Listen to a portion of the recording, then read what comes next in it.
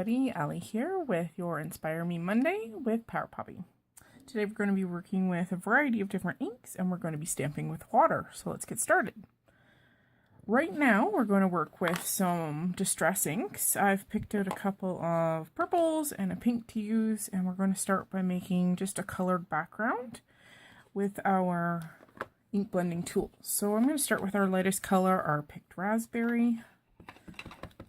And we're just going to have fun randomly building up color, making sure to get some really nice intense color. I'm just going to quickly add all my colors, and when I'm done, we'll get back to it.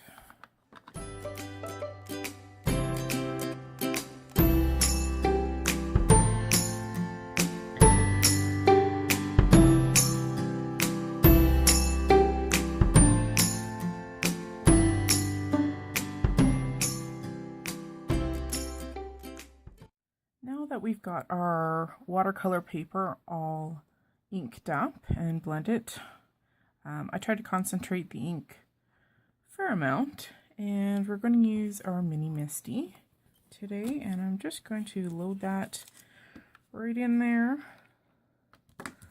with our holding our magnets, and we're going to use the Sweet Memories new stamp set from Power Poppy, and I'm going to use something. I'm just going to start one stamp at a time, and I think we will build this as we go. So let's start off with one of our double sweet pea flower images.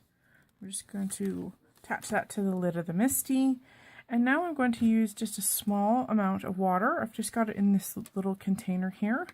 And I've got a clean dauber with a clean foam. This is actually one I use just strictly with water.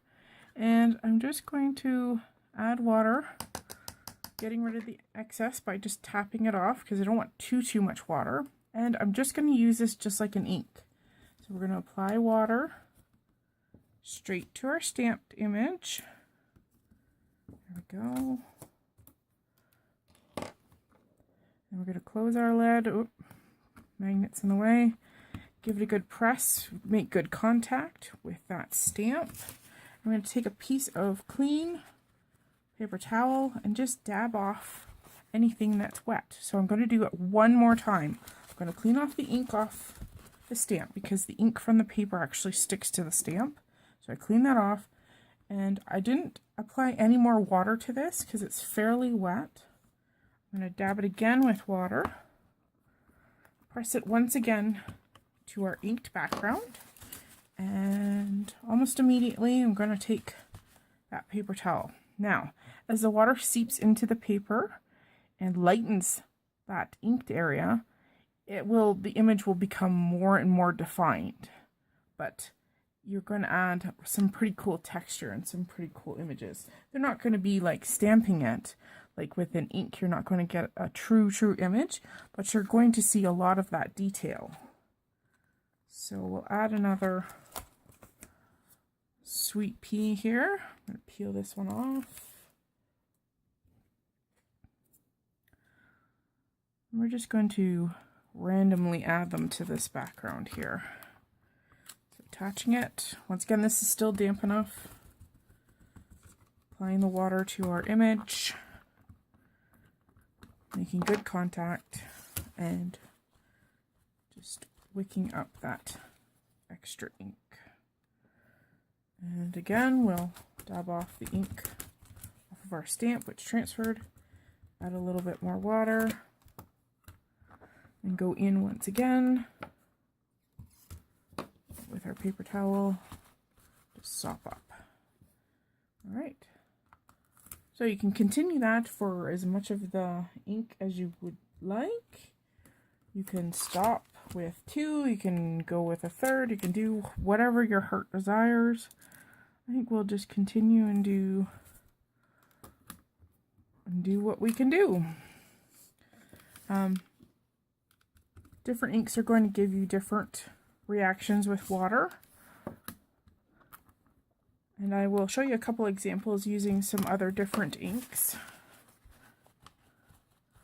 which I tried with this same technique.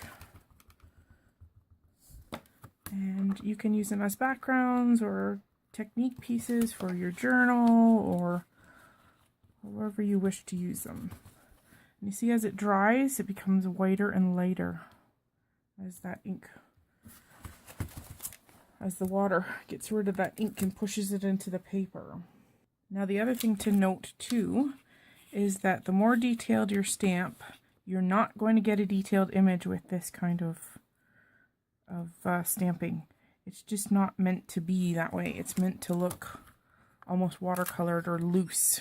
So, I mean, these stamps are quite detailed, so you're not going to get a perfect image. And it also does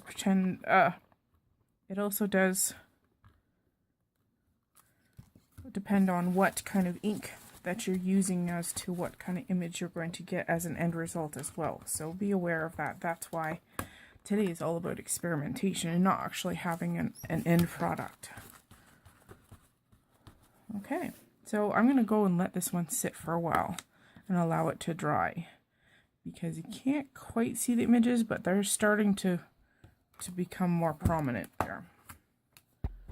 So I wanted to show you some of my experimental pieces here. This piece of watercolor paper, I used some of the brand new Distress Oxides. So I used Peeled Paint, Wilted Violet, and Faded Jeans, and I really was experimenting. I used the Burst of Kindness, the very large bouquet, and of course it's extremely detailed. But I was surprised to see that I did get some of the detail come out, like on the bleeding hearts over here and here, and I got some of the stem detail. And that's what this is all about. It's about experimenting and seeing what your inks and your stamps can do. They're not always going to turn out the way you want. I mean, this is an example. I learned that this stamp probably wouldn't do too great on this particular technique. But you know what? It's all about playing and having fun and learning all about the supplies that you have, including your stamps. So it was a fun experiment. So I also did another experimental piece with Distress inks, and for this one I used the oxide inks again, and I used Fired Brick, Fossilized Amber, and Spiced Marmalade. And for this one I used our super fun Artful Display stamp set, and I used the plates, and I can totally see the plates being used as this really funky background. And they came out pretty good because they're a very, very simple design. They're just simple linear shapes, and so you could have real fun with pattern using these stamps. So I got a pretty good impression, a pretty good image with that water. So another way to experiment, try simple images, circles, bubbles, balloons, simple things. So there's one example. And then I had more fun with our Succulent Single stamp set, which is gorgeous, but this time I experimented with the Catherine Pooler inks. Now the Catherine Pooler inks are a dye ink, and they're very, very, very pigmented, so they actually came out extremely well with this technique. So I got a lot of very defined lines on my images. I mean, they're very detailed again, but because there's very simple shapes like the single leaves of the hens and chicks, they turned out very, very well. So I was quite impressed with these inks and how they played along with the water and the stamping. So another cool technique. And for this one, I used her inks in Something Borrowed, Fiesta Blue, and Lime Ricky. And I have one more to show you. For this one I used our Loving Tulip stamp set, and I just used a single detailed tulip, and this one came out extremely well. I was quite impressed with the impression that I got using that stamp and water, and that's all I used for this. Once again, these are Catherine Pooler inks, and I used Aquatini, Party Dress, and Flirty Fuchsia. And because once again they're very, very pigmented, that water allowed to pick up a lot of the ink off the surface, and they worked very, very well for this technique. And I can totally see this becoming a spring card.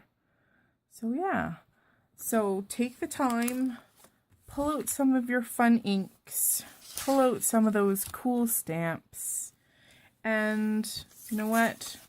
Just play. So today is all about playing with your inks in some water. So the more reactive your inks are with water, the better this will be.